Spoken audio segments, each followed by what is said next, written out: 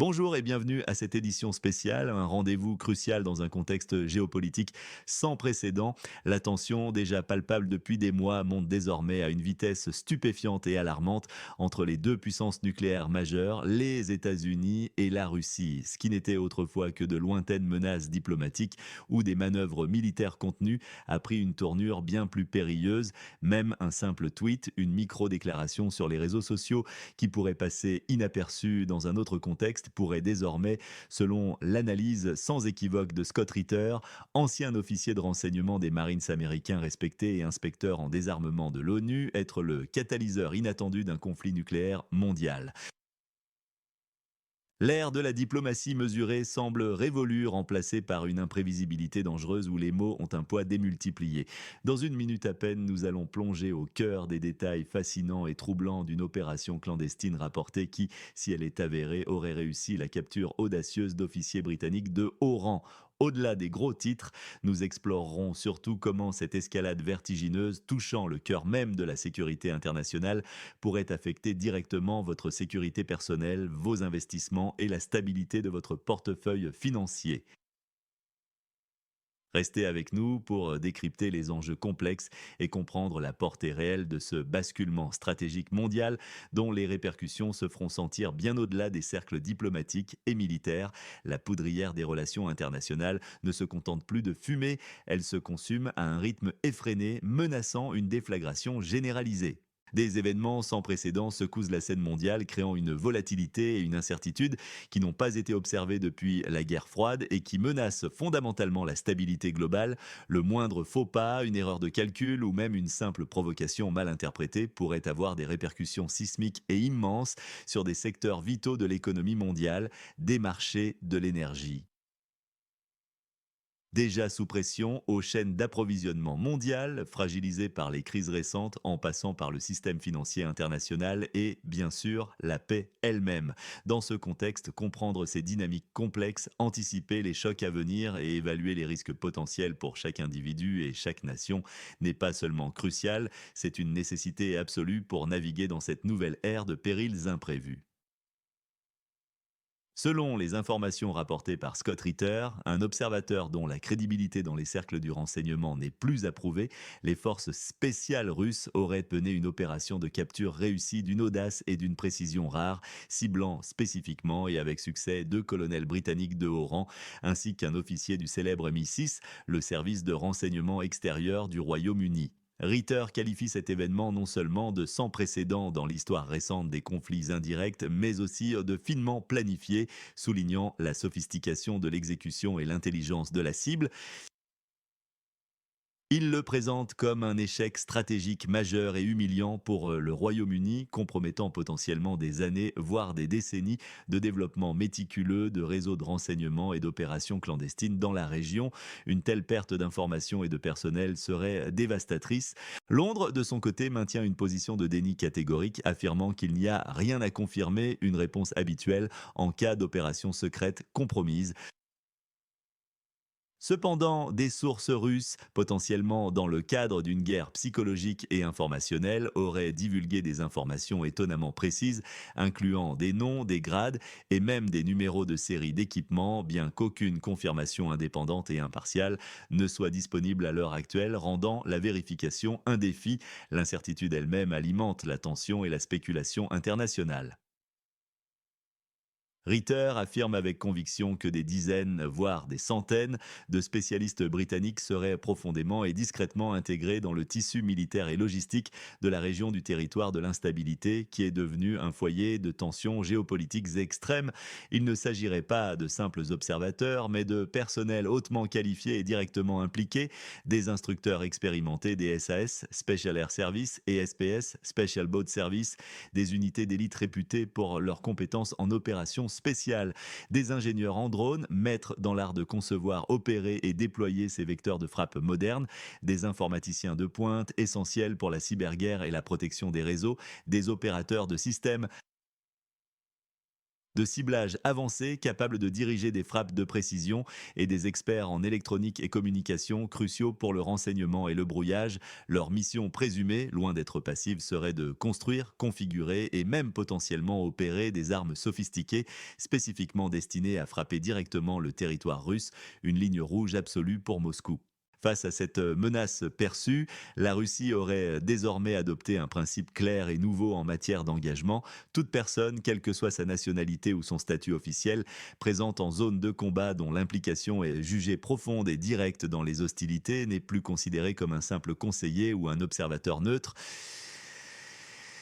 Elle est désormais catégorisée comme une cible légitime, un belligérant de fait susceptible d'être neutralisé ou capturé. Le ministre russe de la Défense, Andrei Belousov, aurait même explicitement indiqué que les officiers capturés resteraient indéfiniment en Russie, refusant toute perspective de libération rapide ou d'échange. Cette capture, si elle est confirmée dans les jours ou semaines à venir, serait perçue comme un coup dur, non seulement pour la réputation et le prestige des forces occidentales et de leur capacité de renseignement, mais aussi comme un signe manifeste et indéniable d'un changement radical des règles du jeu de l'engagement militaire, Moscou démontrant sa capacité à atteindre des cibles sensibles avec une détermination accrue et un risque calculé.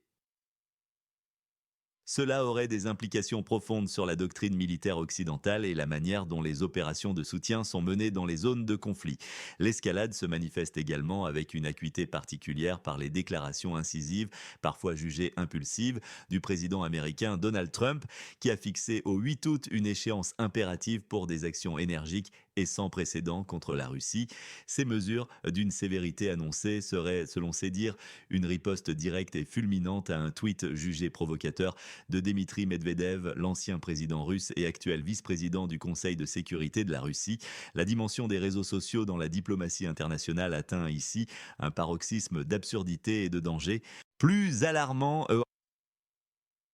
encore, Trump a même évoqué publiquement le déploiement de 2 sous-marins nucléaires américains de classe Ohio, des géants furtifs et dévastateurs dont la présence près des côtes russes serait un signal d'une clarté terrifiante. Il a également discuté avec les sénateurs Lindsey Graham et Richard Blumenthal, deux figures influentes du Congrès, de l'imposition de sanctions massives atteignant des niveaux d'agressivité économique rarement vus, incluant des droits de douane de 500% sur tous les achats d'énergie russe. Ces propositions, jugées non seulement agressives, mais surtout hautement irréalistes et potentiellement autodestructrices par Scott Ritter et de nombreux experts économiques, rencontrent déjà des obstacles majeurs et des résistances fondamentales sur la scène internationale. Des puissances économiques émergentes et souveraines telles que la Chine, l'Inde et le Brésil ont déjà refusé catégoriquement de se conformer aux pressions américaines concernant le pétrole russe, affirmant avec force leur pleine souveraineté nationale et leur droit de commercer librement. Elles perçoivent ces sanctions comme une tentative hégémonique des États-Unis de dicter la politique énergétique mondiale. Pendant ce temps, le secrétaire américain au Trésor, Scott Bessent, s'efforcerait, selon des rapports confidentiels, de présenter cette situation tendue comme une victoire stratégique pour l'administration américaine, tentant de minimiser l'impact des résistances internationales et de projeter une image de fermeté inébranlable, même face à l'impraticabilité des mesures. Écrivez dans les commentaires d'où vous nous écoutez. Votre perspective compte énormément pour nous et contribue à éclairer ce débat complexe.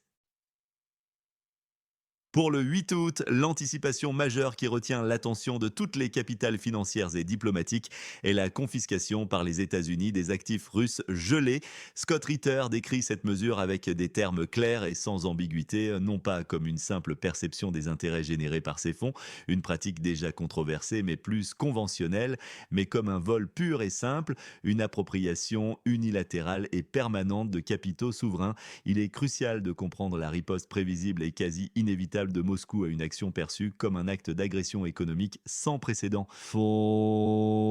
Selon l'analyse de Ritter, la Russie répondra par une nationalisation de grande envergure, touchant des centaines de milliards de dollars d'actifs occidentaux encore présents sur son territoire, et ce, de manière particulièrement ciblée envers les entreprises et les investissements des nations européennes, créant ainsi des ondes de choc économique dévastatrices à travers le continent. Cette action russe, loin de modifier la situation sur le terrain militaire dans la région de la carte 404, référence à l'Ukraine, souvent décrite comme le point focal des hostilités, renforcerait au contraire la détermination russe et la conviction que le conflit est existentiel. Plus grave encore, une telle confiscation anéantirait de facto toute possibilité crédible de résolution diplomatique future du conflit, brisant les derniers ponts de confiance et de négociation. Les États-Unis chercheraient, selon cette analyse, à pousser jusqu'au bout leur stratégie de confrontation maximale, au risque de sacrifier la stabilité économique de leurs propres alliés et de fermer la porte à toute désescalade par la voie diplomatique, plongeant le monde dans une confrontation prolongée et sans issue claire.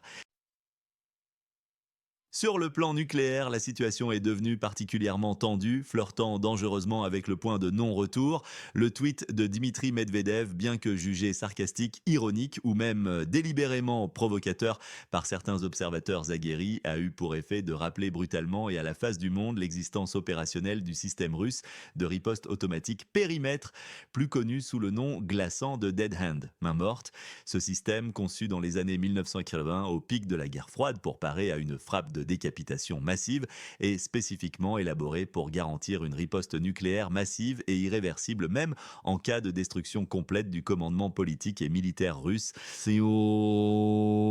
réagit à une combinaison complexe de critères incluant la perte totale de communication avec le centre de commandement, des signaux clairs et incontestables de frappes nucléaires entrantes, telles que des radiations intenses ou des événements sismiques majeurs associés à des explosions atomiques, et l'absence de réponse humaine dans un laps de temps prédéfini. Le déploiement, révélé publiquement par le président américain lui-même, de sous-marins Ohio près des côtes russes, ainsi que le transfert récent de bombes nucléaires tactiques B-61-12 modernisées vers le Royaume-Uni, sont interprétés par Moscou non pas comme de simples exercices de routine, mais comme une préparation potentielle, voire imminente, à une frappe de décapitation visant à neutraliser la capacité de commandement et de contrôle de la Russie. Cette perception, aussi infondée soit-elle du point de vue occidental, augmente de manière alarmante et exponentielle le risque d'une frappe préventive russe, une perspective terrifiante qui ramène le spectre d'une apocalypse nucléaire au premier plan des préoccupations. Scott Ritter critique vivement la divulgation publique du mouvement des sous-marins Ohio par le président américain, la qualifiant de violation flagrante et irresponsable du secret opérationnel, d'une mise en danger directe des équipages impliqués dans ces missions ultra secrètes et d'une escalade rhétorique dangereuse. Et bon, il déplore l'absence totale de contestation, de désaccord ou même d'une simple mise en garde de la part du ministre de la Défense et du chef d'état-major interarmées américain, les décrivant avec amertume comme de simples exécutants de la volonté présidentielle, sans véritable autonomie de décision ou capacité d'influence dans cette crise, ce qui soulève de graves questions sur la gouvernance militaire en temps de tension extrême. Abonnez-vous maintenant pour ne rien manquer de nos mises à jour en temps réel et rester informé face à l'actualité brûlante et en constante évolution. La stabilité stratégique mondiale est aujourd'hui profondément compromise, érodée par des décennies de négligence des mécanismes diplomatiques et une accélération sans précédent des cycles de décision. Les décisions cruciales, qui autrefois prenaient des jours ou des semaines de délibération dans les plus hautes sphères diplomatiques et militaires, sont prises de plus en plus rapidement, parfois via les réseaux sociaux, en quelques heures seulement, avec des conséquences immédiates, imprévisibles et souvent irréversibles. Moscou, se sentant directement menacé dans son existence même, ne peut plus se permettre une observation passive et mesurée des mouvements stratégiques perçus comme hostiles. Selon l'analyse rigoureuse et alarmante de Scott Ritter, toute perception, même infime, d'une préparation à une frappe nucléaire préventive, que cette perception soit juste ou erronée, déclenchera une riposte instantanée par pur instinct de survie, un réflexe dicté par la doctrine de dissuasion mutuelle assurée, MAD, et la peur d'être annihilé en premier. La diplomatie, ce pilier historique et essentiel de la résolution des conflits, jadis complexe et nuancé, est aujourd'hui affaiblie de manière critique. Elle est progressivement remplacée par des escarmouches en ligne, des déclarations publiques sur des plateformes numériques qui, loin de clarifier les intentions, engendrent une confusion profonde quant à la validité, la sincérité et la portée réelle des signaux internationaux échangés. Les alliés traditionnels des États-Unis, notamment en Europe, se sentent de plus en plus vulnérables et isolés face à une approche perçue comme unilatérale et potentiellement imprudente de Washington, craignant d'être entraînés dans un conflit qu'ils n'ont pas cherché. Bien que la Russie démontre une froideur ascétique et une discipline remarquable dans sa réaction face aux provocations et aux tentatives de déstabilisation, sa patience n'est en aucun cas illimitée. Le maintien du rythme actuel des événements caractérisés par une escalade rapide, une rhétorique incendiaire et des risques accrus de malentendus pourraient mener, selon Ritter, à une catastrophe mondiale où un seul sous-marin nucléaire, avec sa puissance dévastatrice capable de rayer des pays entiers de la carte, pourrait devenir le déclencheur ultime et involontaire d'un conflit que personne, même les acteurs les plus belliqueux, ne désire véritablement, mais dont la probabilité augmente chaque jour. Le scénario d'une erreur de calcul humaine ou technique n'a jamais été aussi élevé.